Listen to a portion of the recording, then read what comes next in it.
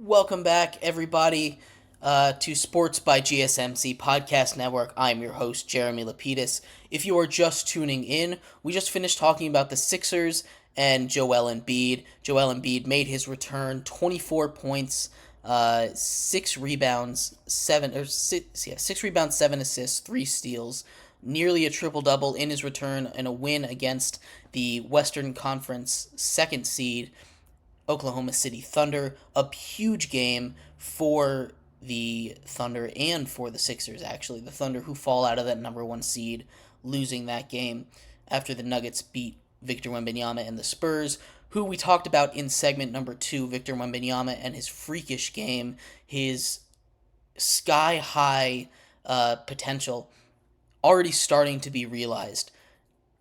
It's scary. He's going to be the king of that league, of the NBA, forever. Forever. He is just that good. Knock on wood, he stays healthy. We hope the best, because that's the only thing that can really slow him down at this point, it seems like. In our first segment, we talked about the big blockbuster trade of the day, the biggest news, Stefon Diggs being traded from the Buffalo Bills to the Houston Texans in a deal that includes 2/5 and a sixth. The Bills receive a second round pick. The Texans now have one of the best receiving corps in all of football to pair with an elite young quarterback in C.J. Stroud, pushing them to the upper echelons of the AFC.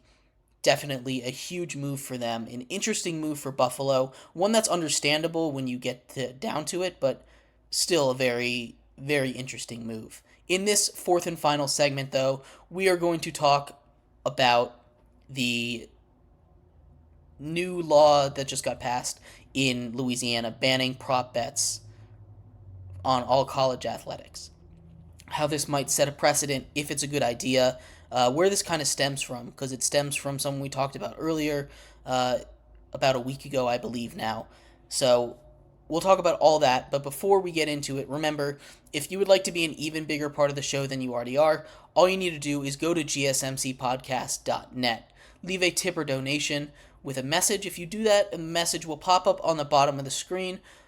Question, comment, concern, anything, we will talk about it. We'll have a little discussion. You can control what the content of this show is with your question. All you need to do is go to gsmcpodcast.net and leave a tip or donation. We appreciate everything that you do give. We appreciate you guys all for sticking around, tuning in, and watching.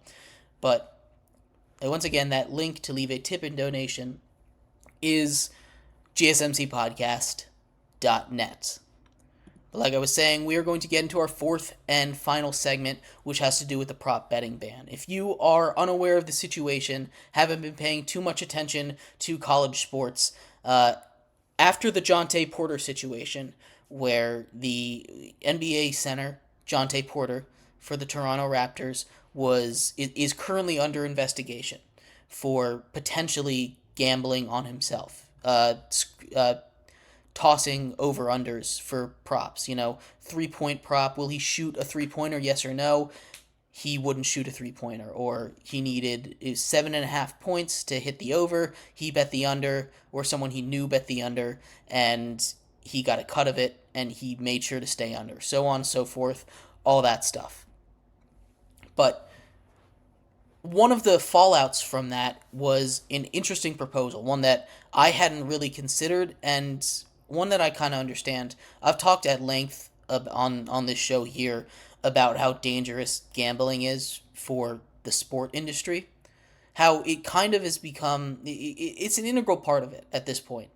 And it is important. It is important to have some kind of relationship with the sports books, but the how deep the claws are getting into the game is kind of worrying to me. But you take a look at prop betting, and that's going to be the easiest thing for these players to, cook, take advantage of. And colleges wanted to get ahead of that, They want to ban prop bets on all college players. And is that really the end of the world? It's not like they're saying you're not allowed to bet on it. It's the easiest thing to corrupt banning that in college sports. And I think that's a great idea. I really do.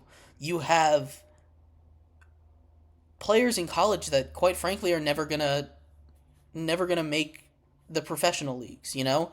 They're doing this for the love of the game, and maybe someone comes around and is like, hey, I will give you 50% of what I win if you make sure that I win. You know? You make sure that I make some money, I will make sure you get some money. And it's a little deal. They're not going to get in too much trouble. They're not going to the next level, you know? It's not legally against the rules. It's just against the rules of the sport. There's just so many ways that this could go wrong. And I see the other side of the argument. You know, these people that are like, "Oh, but just it's against the rules. They can't gamble. They can't do this. They'll get punished. That's enough. Don't take this away from us." And to a certain extent, I get that. But in Louisiana, they passed a law saying, "Hey, we are going to ban all prop bets in on college athletics." And I think it's worth a shot to see how it goes. It's good to get ahead of this. It really is. I'm sure that the sports books, their lobbyists are going to try and fight this because they want to make money. But having having some kind of protection against these sports books, especially when it comes to college, that's where it always has been. College sports has always been like the wild west of sports. You know, it's a little crazy, a little wild. All these I won't say illegal, I won't say against the rules, but I guess underhanded things are going on in college sports, and that's not to say that they don't happen in the pros, but when it comes to the pros, that's like these people's careers, you know. And when it comes to college, 90% of those guys, 99% of those guys aren't making it to the next level, you know. So there's a little more room for shenanigans in college. It's worth a shot. I really would love to see how this affects the gambling industry because I don't think it would that much. You know, you're not the reason that they caught a guy like Jonte Porter is because too much money was being put on this prop bet. I don't think there's that much money on collegiate prop bets. You know, maybe there are for big games, you know, but I don't think over the course of a year it's gonna be that big of a deal for these sports books to, not have prop bets on college sports. Makes it a little more simple, a little safer, a little more integrity in the game. And it just kind of avoids the situation that Jonte Porter finds himself and the Raptors and the NBA in as a whole. It just kind of avoids that whole situation. So I'm a big fan of this. I know there's ups and downs. I know there are. But when it comes to the gambling industry, the sports betting industry, I'm always of the mindset better safe than sorry. You know, only bad things can happen from not regulating it. And bad thing, the best thing that happens from not regulating it is it stays the same as it is, where there's issues that pop up every once in a while, but other than that, it's not really an issue. But if you keep it relatively unregulated, then some shady stuff's going to happen because that's just how gambling industry works. But I'm in favor of this law. It's only in one state, so we'll see how it affects it. And obviously, there's tinkering to be done. I'm sure I didn't read the bill, so I'm sure there's things that might need to be fixed, might need to be changed about it. But I am I'm a supporter of at least trying this out. Giving it a little trial run. But anyway, I'd love to hear your guys' thoughts on anything we talked about today. Stefon Diggs trade, Joel Embiid, Victor Wembenyama, this new law, the prop betting ban. Anything, let me know in the comments. Thank you, everybody, so much for tuning in to today's episode of Sports by GSMC Podcast Network. I've been your host, Jeremy Lapidus. We will be back tomorrow, same time, same place, with the breaking news of the day in sports. I will see you then. Bye-bye.